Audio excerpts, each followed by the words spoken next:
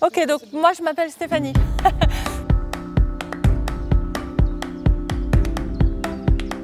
Alors je vais vous emmener devant les créneaux parce que c'est de là qu'on a la meilleure vue d'ensemble du château.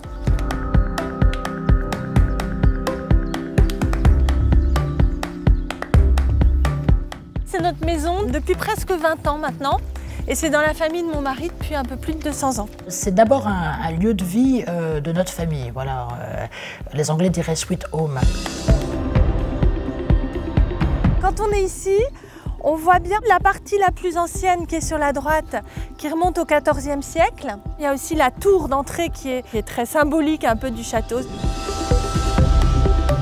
La partie centrale, elle est de la Renaissance. C'est la partie que nous habitons, où nous avons des chambres d'hôtes, et c'est celle que nous faisons visiter aussi.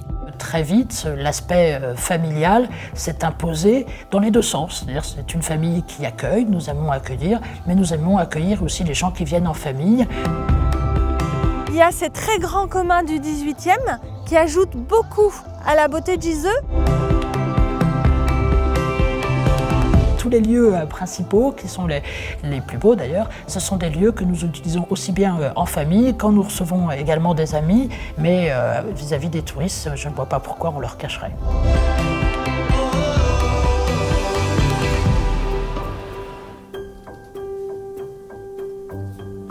La cheminée a été restaurée, mais les murs et le plafond ont plus de 400 ans.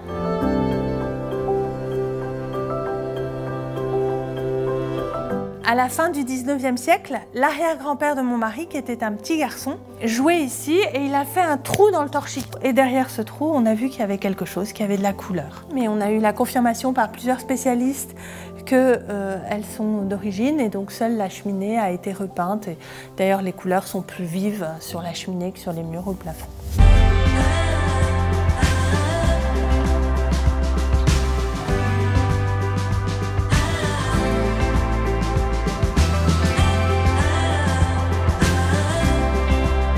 Il faut faire attention, quelquefois les lieux d'histoire, on les fige dans une époque, on n'ose plus s'asseoir sur les fauteuils, utiliser les lieux, alors que vraiment ils ont été construits pour qu'on y vive.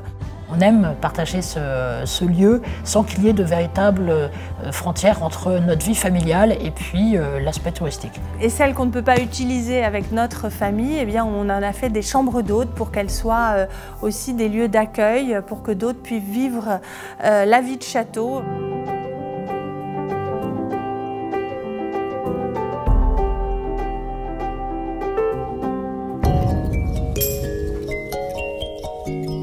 À l'époque de Louis XIV, la dame qui vivait ici, qui s'appelait Anne de Frézeau, l'a fait décorer pour avoir un lieu d'agrément.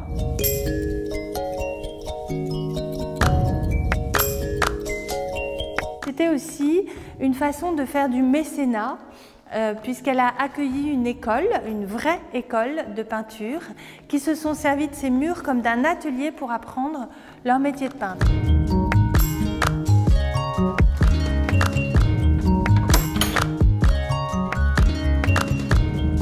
On s'est un peu pris pour des peintres.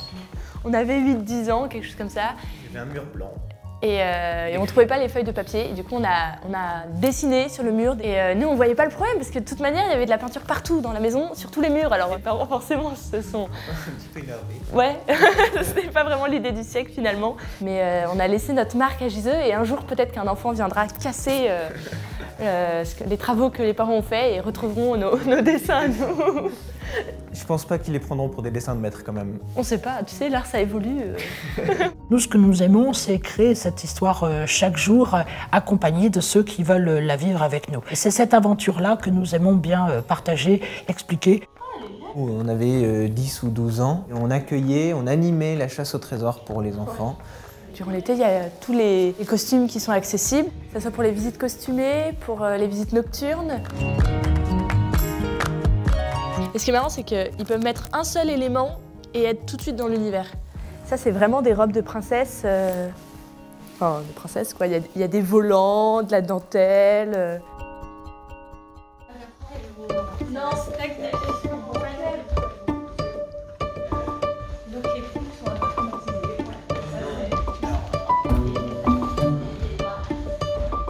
Tout le mobilier du rez-de-chaussée est le mobilier d'origine. Donc ça a été posé ici à l'époque de Louis XV et ça n'en a plus bougé.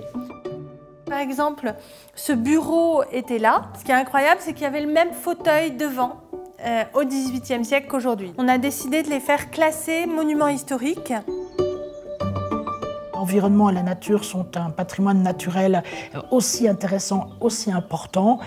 C'est pas pour rien que nous avons un potager très opérationnel qui alimente la table de nos hôtes, que nous avons un jardin discret un peu caché dans une cour intérieure. La nature est très importante et le bijou ne serait pas aussi beau si l'écrin n'était pas là.